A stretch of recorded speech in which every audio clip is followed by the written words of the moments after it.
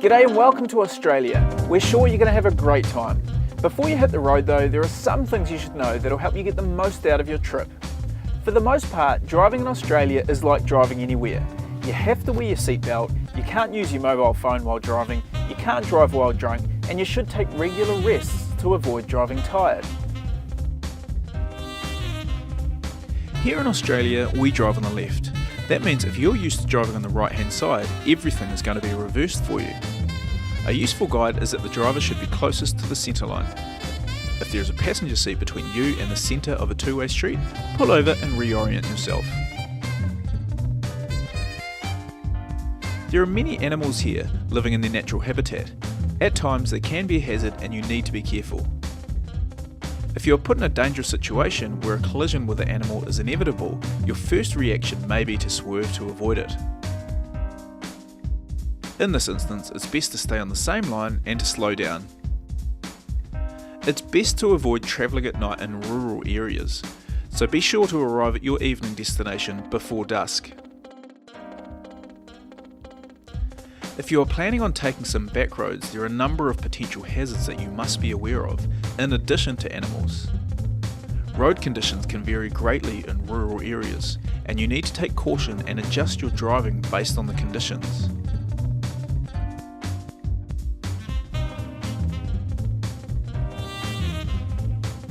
If you find yourself on a road that you're not comfortable on, such as a gravel, dusty or a muddy road, adjust your speed accordingly and stay alert for hazards. Road restrictions do apply for some vehicles and will restrict what types of roads you can drive on. Check with branch staff to see what restrictions apply to your vehicle. While getting off the beaten track and away from the main roads can seem like an adventure, it can have dangerous consequences if you run out of fuel, water or food.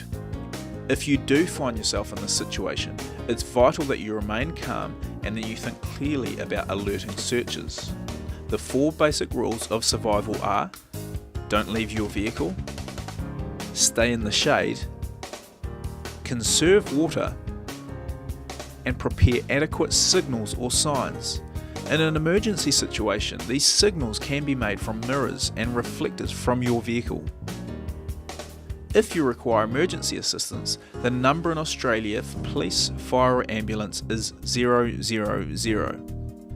Most road signs in Australia are self-explanatory, although they might differ slightly from state to state. Generally, they'll look like this: a stop sign, a give way sign, the speed limit for vehicles in suitable conditions, animal warning, and this sign means there's a roundabout coming up. Since all traffic moves in a circle, you'll need to check to the right to determine when it is safe to proceed. When turning left, indicate left and turn as you would at a normal intersection. If you are turning right, indicate right as you enter the roundabout clockwise, then indicate left as you prepare to exit. If you are going straight, only indicate when you're about to exit. In the case of 2-lane roundabouts, both lanes can often go straight, but you'll need to be in the right lane if you're turning right, or in the left lane if you're turning left. If you're not used to driving in a camper van, keep in mind that camper vans are double the height and length of normal cars. Keep an eye out for height indicators, and also for obstacles that could interfere when reversing. Before setting off each day, remember to secure all cupboards and drawers and close the roof skylight. As the camper van is a lot bigger, you'll need to allow for a larger braking distance, more than what you would normally need in a car. In wet conditions, you'll need to have at least 50% more distance to brake. Also, please remember to give yourself lots of space when turning corners. While driving, if you see a queue behind you, pull over to the left and let the traffic pass when safe. If you find yourself in a position where you need to overtake another vehicle, you must always do it on the right. Never overtake on double white lines, blind corners or risers. If you're passing in wet conditions, remember that there may be wheel spray from the other vehicle, especially if it's a truck. Always allow plenty of space, and if you don't feel confident or if the conditions aren't suitable, don't pass. You may also come across road trains, which are trucks carrying multiple carriages.